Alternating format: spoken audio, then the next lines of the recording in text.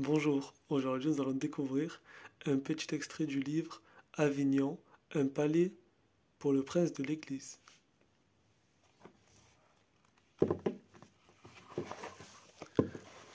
Le choix d'Avignon. Le sillon rhodanien faisait communiquer l'Europe du Nord et du Sud. À cet axe sont raccordées les voies de terre et d'eau, qui à l'est menaient à la plaine du Pô et par la vallée de la Durance. La route littorale, qui conduisait à Marseille et à Gênes, à l'ouest les routes qui gagnaient l'Espagne et les pays atlantiques, enfin les ports du bassin méditerranéen et de l'océan Atlantique, le long du sillon rhodanien, frontière entre le royaume de France et l'Empire. Les seules villes capables de jouer un rôle international devaient posséder un pont sur le Rhône. Elles étaient rares: Lyon, Vienne, Pont-Saint-Esprit et Avignon.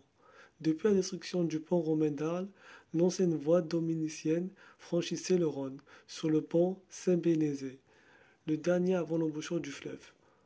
Au XIIe siècle, grâce à l'établissement de moulins à farine et à foulon sur le cours de la Sorgue, Avignon connut un essor économique important. Un consulat la gouvernait. Ses remparts d'environ 3000 mètres entouraient une superficie de plus de 40 hectares.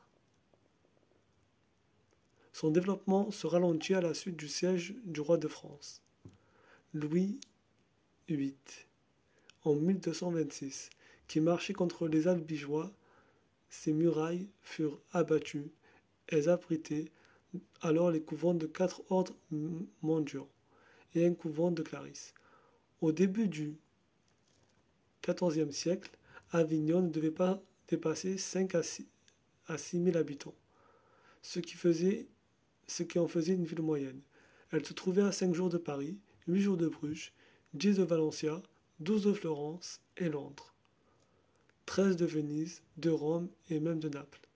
En 1303, Boniface VIII y fonda une université qui comportait une faculté des arts et une de droit. Siège d'un évêché, elle avait 8 paroisses, 3 monastères et une commanderie de Templiers.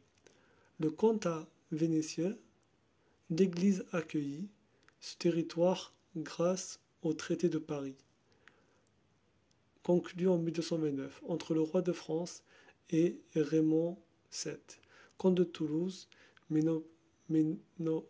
n'en prit possession qu'en 1274.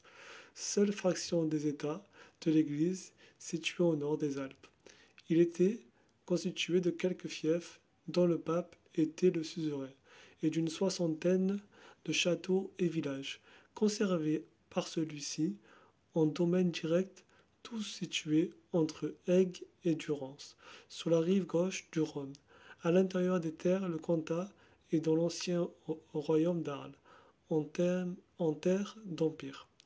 Les centres principaux étaient les villes de Carpentras et de Cavaillon, tenues en fief du pape, par leur évêque, Veilson, également siège d'évêques, et Perne, où était le centre administratif, tous deux sises dans le domaine direct du pape.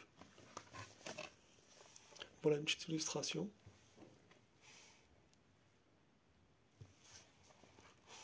Et c'est la fin de ce petit extrait.